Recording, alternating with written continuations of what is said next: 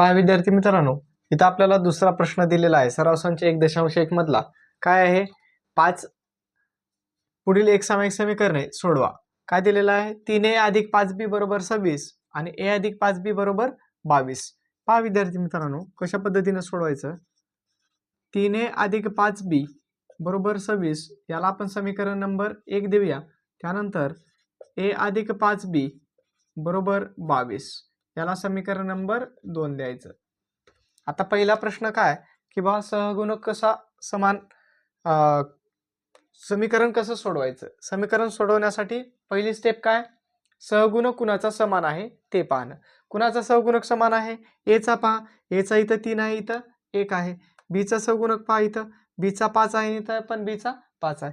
Already सहगुणक इथं समान आहे, त्यामुळे समान करायची गरज नाही. जर सहगुणक समान असेल तर आपल्याला पुढे समीकरण 1 आणि 2 ची बेरीज करायची का वजाबाकी करायची, हे खूप विद्यार्थ्यांना गोंधळ टाकणारा प्रश्न आहे. काय जास्त विद्यार्थी गोंधळतात कधी, समीकरण 1 आणि 2 यांची बेरीज कधी करायची, वजाबाकी करायची. त्यासाठी एक ट्रिक लक्षात ठेवा विद्यार्थी मित्रांनो, की जर समीकरणामध्ये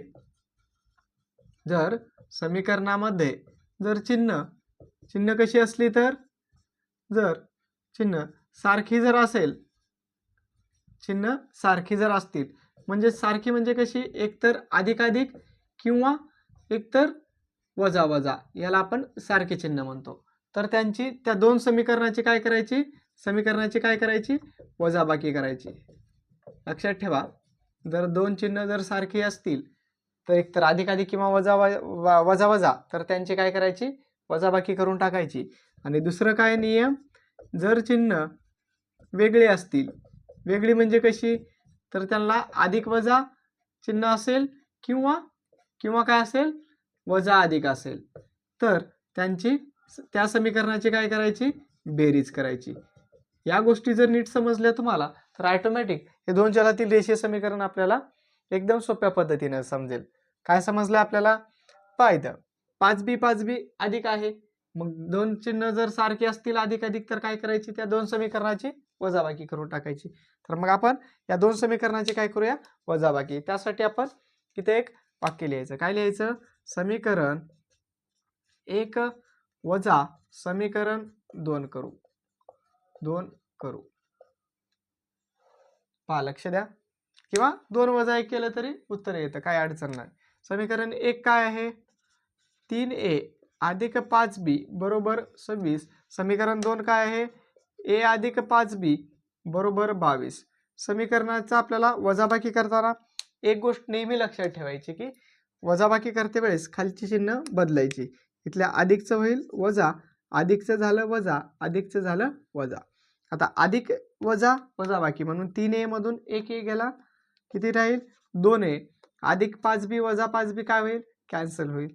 इथं बरोबर 26 अधिक वजा वजाबाकी, 26 मधून 22 गेले, किती राहतील, 4. किंमत a ची काढायचं, a आपल्या जागेवर 2 गुणाकारात इकडे आलं भागाकारात, म्हणून a बरोबर b दोन्ही 4. a ची किंमत काय आली, इथं 2 आलेली आहे. आता ही जी a ची किंमत आहे, a बरोबर 2, ही जी किंमत आहे आपल्याला समीकरणामध्ये ठेवावी लागेल आणि b ची किंमत काढावी लागेल. समीकरण a बरोबर 2 ही किंमत आपण समीकरण 1 मध्ये ठेवा किंवा 2 मध्ये, सोपं कोणतं वाटतं त्याच्यामध्ये ठेवायचं. थोडं मला 2 सोपं वाटतं म्हणून आपण 2 मध्ये ठेवू, समीकरण 2 मध्ये ठेवू. समीकरण 2 काय आहे, a + 5b = 22. म्हणजे a ची जी किंमत आहे ती आपण a ची किंमत कुठे ठेवायची, इथं. a ची किंमत किती आहे, 2, म्हणून 2 ठेवलेला आहे. 2 + 5b = 22. म्हणून इथं काय येईल, इथं 5b आपल्या जागेवर, 22 आपल्या जागेवर, 2 गुणाकारात बरोबर चिन्हाच्या पलीकडे गेले, 2 अधिक आहेत बरोबर चिन्हाच्या पलीकडे गेले, वजा होतील.